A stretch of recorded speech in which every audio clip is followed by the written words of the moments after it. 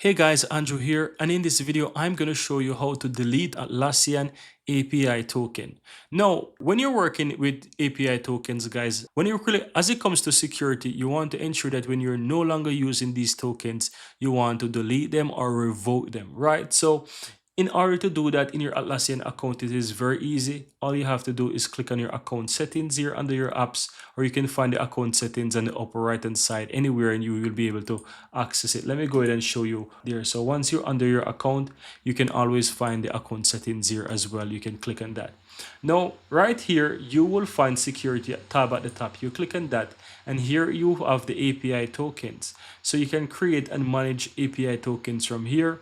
If you click on that, you will see those API tokens that you have, right? So as you can see here, it shows this current API token that I have. And in order to delete this, I can simply go ahead and click on revoke, then click on revoke again, and you will see that I know revoke and that API token is now deleted.